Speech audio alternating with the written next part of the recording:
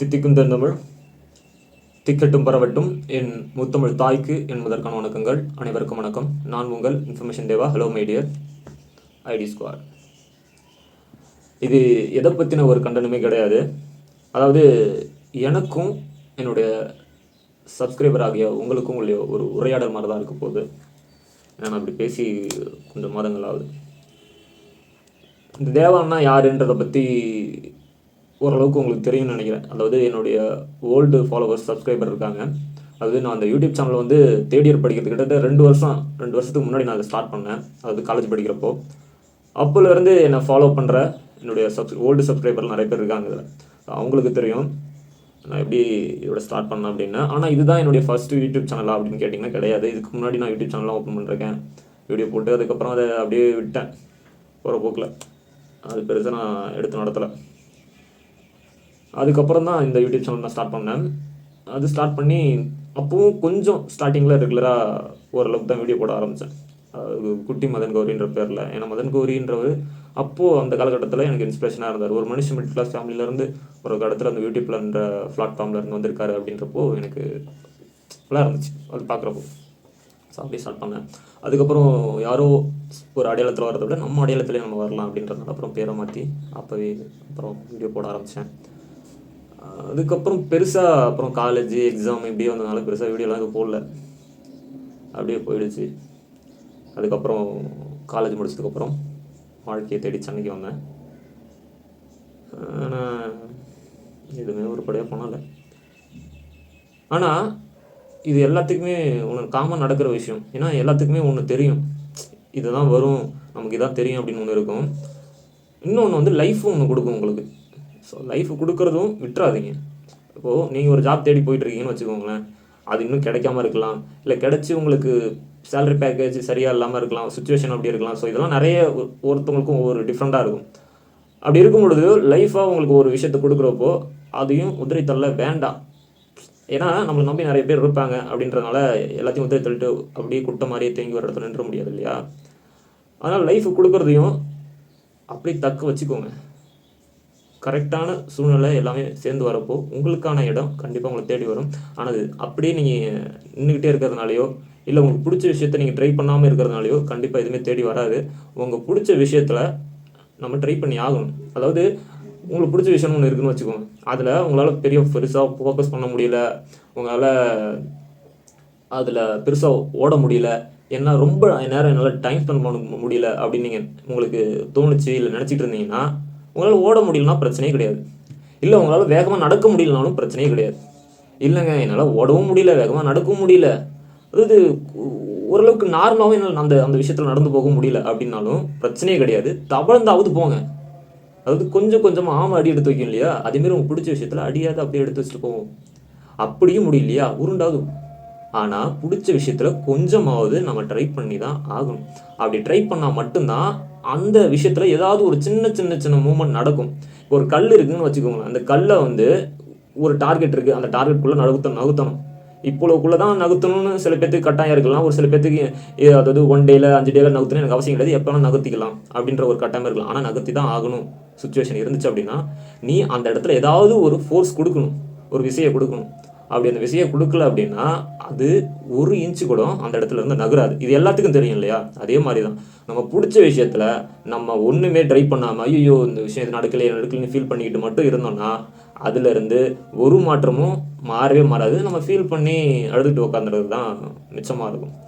அதனால் பிடிச்ச விஷயம், இது எனக்கு பிடிச்சிருக்கு, இதை நான் பண்ணணும் இப்படிலாம் நினைக்கிறத விட செயல்படுத்துறது தான் ரொம்ப ரொம்ப இம்பார்ட்டன்ட். அதை செயல்படுத்துறது என்பது கன்சிஸ்டன்சி என்பது ரொம்ப இம்பார்ட்டன்ட். இன்னும் அதிகமாக இன்றைக்கி நான் ஒரு விஷயத்த பண்ணுறேன், மறுபடியும் நாளைக்கு பண்ணுறேன், ஒன்று எனக்கு கிடைக்கல, நாளன்னைக்கு பண்ணுறேன் கிடைக்கல, 1 மாதம் 5 மாதம் பண்ணுறேன் கிடைக்கல, 1 வருஷம் பண்ணு, 2 வருஷம் 3 வருஷம் அப்படி பண்ணி.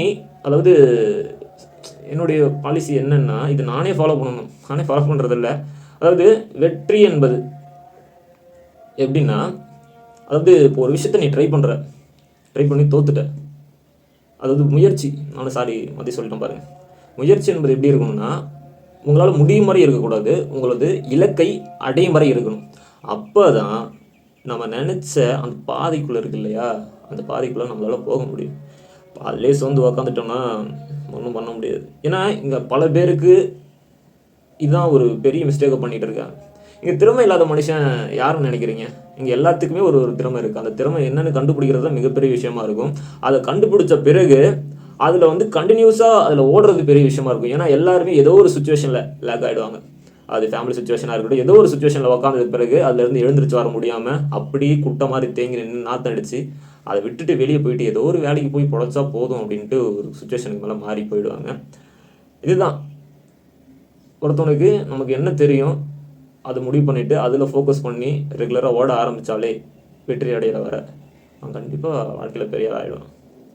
இங்கே எல்லாருமே இந்த நம்ம நாட்டில் நிறைய பேர் நிறைய விஷயத்த சாதிச்சிருக்காங்க இல்லையா, ஒரு ஒரு ஃபீல்டுலேயும். அவங்க எல்லாருமே சாதாரண மனுஷங்க தானே, எல்லாத்துக்கும் அறிவு தான் இருக்குது, நம்மள மாதிரி தான் எல்லாமே இருக்குது. அப்போ அவங்களால மட்டும் எப்படி ஜெயிக்க முடியுது அப்படின்னு பார்த்தீங்கன்னா, அவங்களுடைய கன்சிஸ்டன்சியும் அவங்களுடைய விடாமுயற்சி, அவங்களுடைய ஃபோக்கஸ், எந்த அளவுக்கு அவங்க ஹார்ட் ஒர்க் பண்ணிருக்காங்கன்றது நம்ம அவங்களுடைய வாழ்க்கை வரலாறு படித்து பார்த்தாலே தெரியும். ஸோ அப்படி இருக்கிறவங்க தான் நிறைய பேருடைய மனதில் இடம் பிடிச்சிருப்பாங்க, நிறைய பேர்த்துக்கு தெரிய ஆரம்பிச்சிருப்பாங்க. இப்போ நம்ம இதுக்கு வந்தால் வீடியோ சரியாக போகிறதில்ல. ரெகுலராகவே நானும் போடணும்னு நினச்சிட்டு இருக்கேன். ரெகுலராக வீடியோ போகிறது கிடையாது. மாதத்தில் ஒரு வீடியோ, 2 வீடியோ, 4 வீடியோ, 5 வீடியோ போய் போட்டால் வாழ்க்கையில் உருப்படவே என்னால் முடியாதுன்றது நல்லாவே தெரியும் எனக்கு. தெரிஞ்சும் இப்படி உக்காந்துருக்கேன், எதுக்குன்னு தெரில. வேறு என்னென்னா இன்னும் ஆனால் நான் நிறைய பெருசாக போடாட்டு இருந்தாலுமே ஆனால் மேக்ஸிமம் எஃபர்ட் போட்டுக்கிட்டு இருக்கேன். மீடியா ஃபீல்டு போயிட்டு இன்டர்வியூ போகிறதும் அப்பப்போ இதெல்லாம் போயிட்டுருக்கேன். பட் ஆனால் சேல்ரி பேக்கேஜ் தான் கொஞ்சம் இதாக இருந்துட்டு ஏன்னா சுச்சுவேஷன் அப்படி இருக்குது. ஸோ அதனால் எல்லாத்தையும் உரங்கட்டி வச்சுட்டு இருக்கேன். இது மட்டும் இல்லாமல் என்னுடைய பர்சனல் இஷ்யூ நிறைய அடிபட்டுட்டேன் லைஃப்பில். அதிலேருந்து மீண்டு வர்றதுக்கு கொஞ்சம் ரொம்ப கஷ்டப்பட்டேன். அப்புறம் கிட்டத்தட்ட நான் ஊருக்கு போய், என்னோடய சொந்த ஊருக்கு போய் 10 மாதம் மேலே ஆகிடுச்சு. அதுக்கு காரணம் ஒன்று தான், லைஃப்பில் பெரிய ஆள் ஆகிட்டு தான் ஊருக்கு போகணும். இதை நான் யார்கிட்டையும் சொல்லணுன்னு தான் இருந்தேன். பட் ஆனால் யாருக்கு தெரியணுமோ இல்லையோ, என்னுடைய சப்ஸ்கிரைபர் உங்களுக்கு தெரியணும் இல்லையா. ஏன்னா ஒரு மனுஷன் பேசுகிறத உட்காந்து கேட்குறது சாதாரண விஷயமே கிடையாது. இப்போலாம் யாருமே காது கொடுத்து கேட்குறதே கிடையாது. ஆனால் நாம் பேசுகிறதையும் ஒரு 200 பேர், 300 பேர், 500 பேர், 1000 பேர் கேட்குறாங்க இல்லையா. அது உண்மையிலுமே அது ஒரு தனி ஃபீல். நம்ம பேசுகிறத காது கொடுத்து கேட்குறதுன்றது வந்து சாதாரண விஷயமே கிடையாது. அதான் ஊருக்கு போகவே இல்லை, பெரிய ஆளாகிட்டு தான் ஊருக்கு போகணும், நம்மளை 4 பேத்துக்கு தெரியணும், நம்ம ஃபீல்டில் நம்ம பெரிய ஆளாக இருக்கணும், நல்லா சம்பாதிக்கணும், அதன் பிறகு ஒரு கார் வாங்கணும் அப்படின்ட்டு போனால் காரில் தான் போகணும் அப்படின்ற மாதிரி ஒரு எண்ணத்தில் அப்படி இருக்கேன். நான் என்னுடைய ஃபீல்டில் வளர்ச்சி அடைஞ்ச பிறகு அதாவது ஒரு நல்ல இடத்துல இருந்த பிறகு அதன் பிறகு தான் மக்களுக்கு நல்லது செய்யணும் என்னால் முடிஞ்ச அளவுக்கு. அது ஒரு மிகப்பெரிய, நான் வந்து இதுக்காகவே ஒரு நோட்டை போட்டு எழுதி வச்சுருக்கேன். என்னென்னலாம் எப்படிலாம் பண்ணணும்னு ஒரு பெரிய ஒரு பிளான் இருக்குது. அது இப்போ நான் அதை சொல்ல விரும்பலை.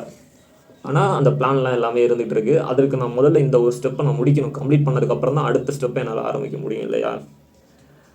சில பேர்லாம் சொல்லியிருப்பாங்க, இந்த நீ எடுத்துக்கூடிய கண்டென்ட் இருக்குல்ல, இந்த இன்ஃபர்மேஷன் சம்மந்தப்பட்டது இது கொஞ்சம் போர் அடிக்கும், இப்போ யாரும் இன்ஃபர்மேஷனாக பெருசாக பார்க்குறது கிடையாது, இந்த ஃபன்னான இது என்ஜாய்மெண்ட் இது போட்டோன்னா நிறையா இருக்கும், இல்லை வந்து சமையல் வீடியோ போட்டால் நல்லாயிருக்கும் அப்படின்னு சொல்லுவாங்க. ஓகே, நமக்குன்னு என்ன வரணும்னு இருக்கு இல்லையா. ஸோ அதை பண்ணால் தான் கரெக்டாக இருக்கும். அது இல்லாமல் எனக்கு சின்ன வயசுலேருந்தே இந்த இது இருக்கு இல்லையா, பேசுகிறது, அதில் எனக்கு பெருசாக உடன்பாடே கிடையாது. சின்ன வயசுலலாம் ஒரு 5ஆவது 6ஆவது படிக்கிற வரைக்கும், 8ஆவது படிக்கிற வரைக்கும், 10ஆவது படிக்கிற வரைக்குமே என்னை நிறைய பேர் வந்து ஊமையன் மாதிரி சொல்லுவாங்க, பேச தெரில, நீ இப்படியே இருக்கான். ஏன்னா அப்படி தான் நான் இருப்பேன். ரிலேட்டிவ் வந்தால் கூட பெருசாக பேச மாட்டேன். போயிட்டு அவங்க ஏதாவது செருப்பு பார்த்தாலே அதாவது சொந்தக்காரங்க வந்திருக்காங்க போல், இப்படி எங்கேயாச்சும் போயிடலாம், வந்து அப்புறம் பேசுகிறேன்னு சொல்லுவாங்க. விசாரிக்க நமக்கு ஒரு மாதிரி கூச்சமாக இருக்கும். அதனாலேயே செருப்பை பார்த்துட்டோன்னா எங்கேயாவது போயிட்டு அவங்க போயிட்டாங்களா என்னென்னு பார்த்துட்டு அப்படி வர ஆள் நான்.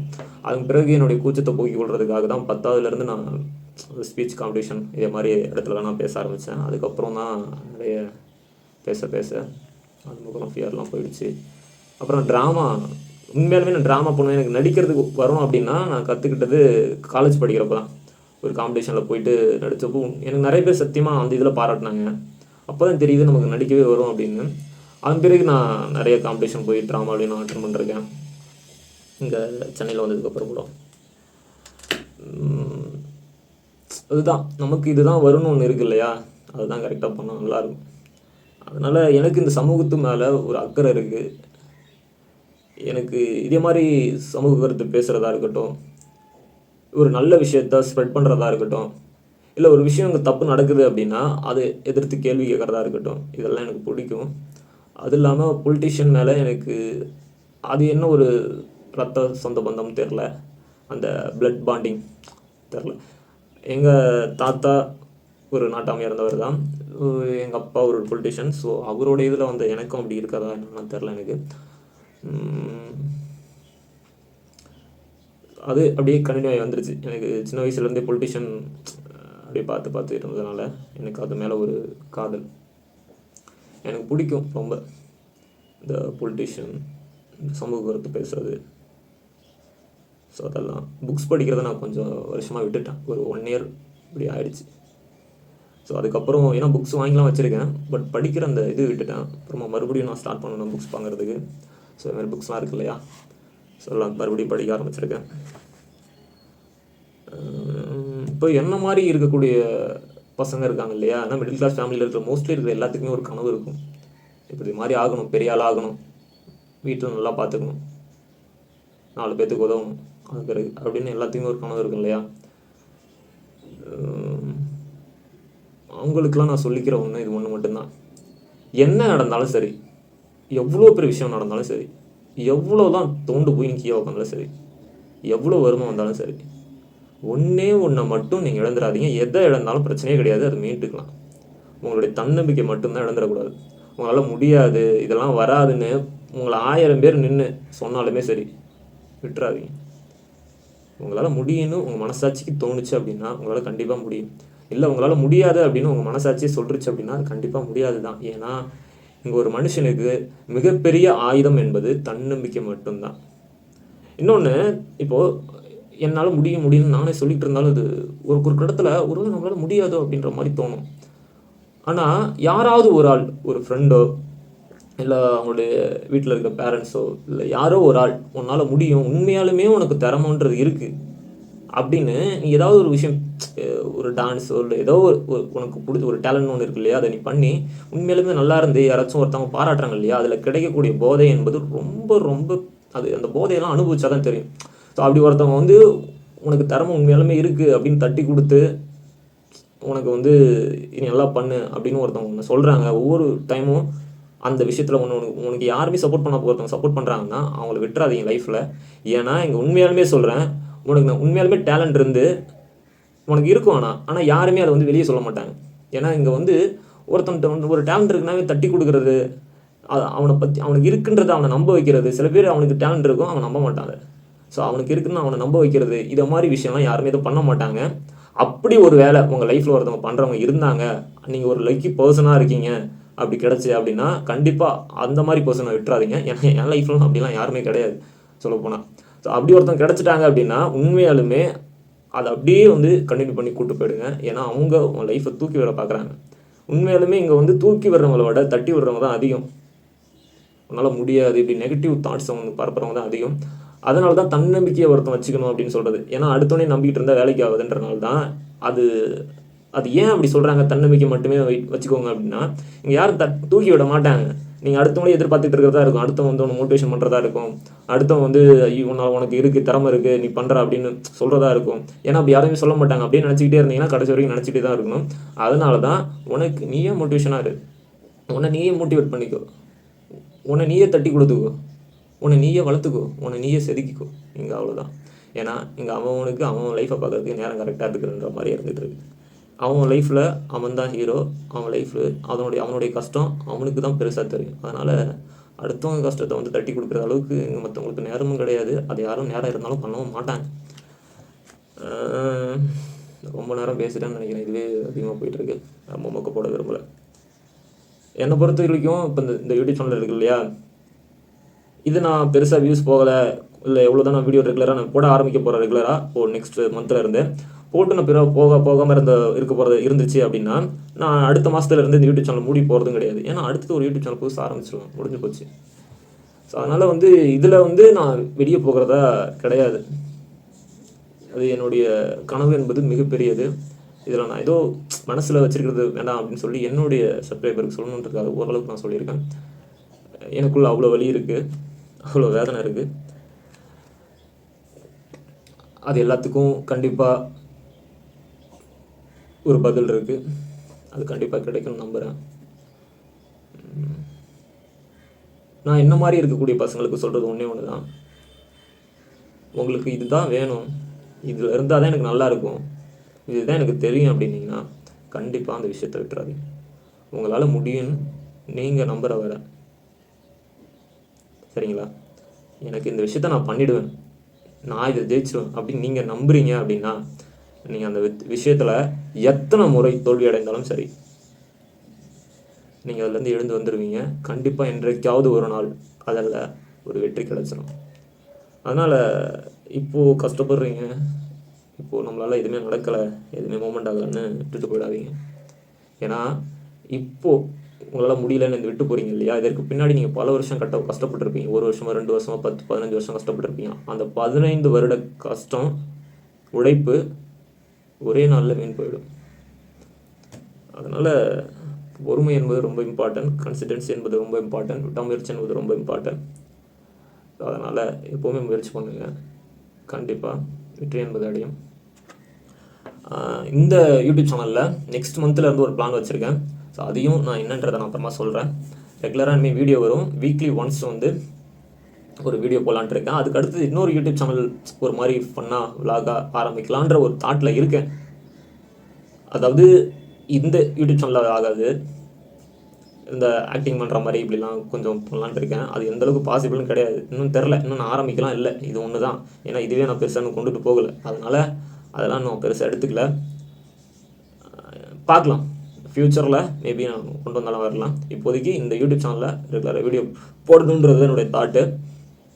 எனக்கு 2 கண்ணு என்னென்னா, ஒன்று பொலிட்டிக்கல், ஒன்று சமூகம். இந்த ரெண்டுமே ஒன்று தான். நான் எப்படி சொல்கிறது, பொலிட்டிஷியன் பக்கமும் நான் ஆக்டிவாக இருக்கணும், ஒரு பக்கம் சமூக கருத்துக்கள் பேசுகிறதும் நான் ஆக்டிவாக இருக்கணும், சோசியல்லையும் அப்படின்னு. ஆனால் இந்த ரெண்டுமே ஒரே விஷயம் தான். அதை நான் பிரித்து பார்க்க விரும்பலை. 3ஆவது ஒரு விஷயம் பார்க்கணுன்னா என்னுடைய ஃபேமிலி. இதை தவிர நான் பெருசாக அதிகம் நான் நினைக்கிறது இல்லை.